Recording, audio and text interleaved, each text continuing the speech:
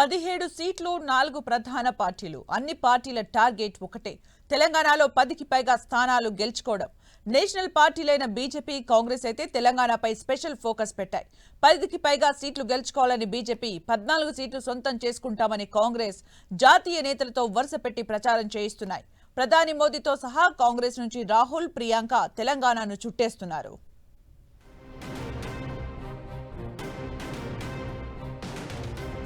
తెలంగాణలో రసవత్తరంగా లోక్సభ ఎన్నికల పోరు. వరుసపెట్టి బీజేపీ, కాంగ్రెస్ అగ్రనేతల పర్యటన. 10కి పైగా సీట్లు గెలుచుకోవాలని పార్టీల కసరత్తు.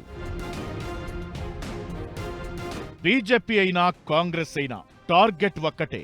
తెలంగాణలో మెజారిటీ సీట్లు గెలుచుకోవడమే లక్ష్యం. 17 సీట్లలో 10కి పైగా సీట్లు గెలుచుకునేందుకు బీజేపీ జోరుగా ప్రచారం చేస్తోంది. దక్షిణాదిలో పట్టు కోసం తీవ్రంగా ప్రయత్నిస్తోన్న కమలనాథులు తెలంగాణపై స్పెషల్ ఫోకస్ పెట్టారు. రాష్ట్రంలో 10 నుంచి 14 సీట్లకు పైగా విజయం సాధిస్తే భవిష్యత్లో ప్రభుత్వాన్ని ఏర్పాటు చేయొచ్చని వ్యూహాలు రచిస్తున్నారు.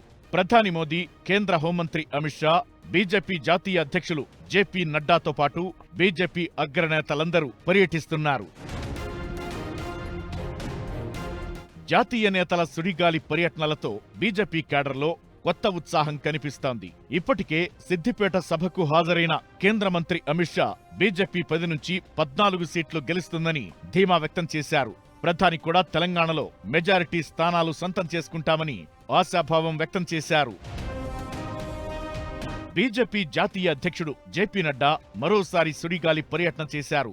3 బహిరంగ సభల్లో పాల్గొన్నారు.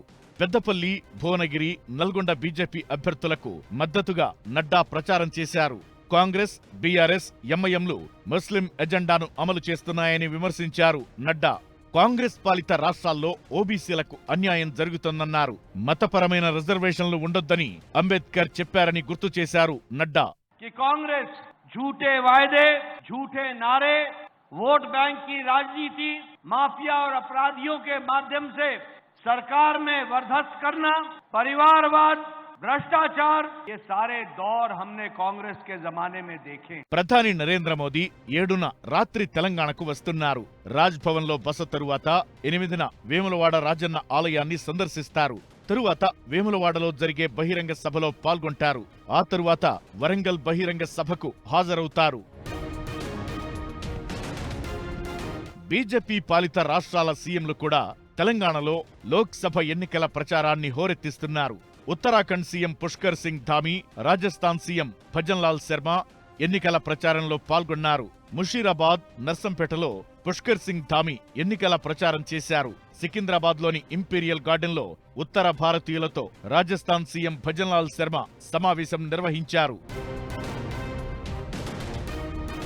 తమిళనాడు బీజేపీ చీఫ్ అన్నామలై కరీంనగర్, నాగర్ కర్నూల్, సనత్ నగర్ బహిరంగ సభల్లో పాల్గొన్నారు. తెలంగాణలో దెయ్యం పాలన పోయి భూతం పాలన వచ్చిందన్నారు అన్నామలై. కాంగ్రెస్ హామీ ఇచ్చిన 6 గ్యారంటీల్లో ఒక్కటి కూడా అమలు కావడం లేదన్నారు. In English the translation is, we did not want the devil but instead a Buddha came. So we did not want the BRS. It is a government Congress which is much worse than BRS, which is in power now. That is why, brothers and sisters, it is again very important that Congress, all the 6 guarantee, they are not going to fulfill even a single guarantee. BJP అగ్రనేతలే కాదు, కాంగ్రెస్ నుంచి రాహుల్ గాంధీ, ప్రియాంక తెలంగాణలో సుడిగాలి పర్యటనలు చేస్తున్నారు. ఇప్పటికే గద్వాల్, నిర్మల్ బహిరంగ సభల్లో పాల్గొన్నారు రాహుల్. ఈ నెల 9న నర్సాపూర్, సరూర్ నగర్ స్టేడియంలో జరిగే జనజాతర సభల్లో పాల్గొంటారు రాహుల్. ఈ నెల 10న ప్రియాంక గాంధీ తెలంగాణ పర్యటనకు వస్తున్నారు. కామారెడ్డి, తాండూరు జనజాతర సభలతో పాటు షాద్ నగర్ రోడ్ షో, కార్నర్ మీటింగ్లో పాల్గొంటారు ప్రియాంక. ఇలా వరుసపెట్టి తెలంగాణలో ప్రచారం చేస్తున్నారు బీజేపీ, కాంగ్రెస్ అగ్రనేతలు. బీఆర్ఎస్ నుంచి గులాబీబాస్ కేసీఆర్ బస్సు యాత్రతో అన్ని పార్లమెంట్ సెగ్మెంట్లను కవర్ చేస్తున్నారు. మాజీ మంత్రులు హరీష్ రావు, కేటీఆర్ రోడ్ షోలతో బిజీగా గడుపుతున్నారు.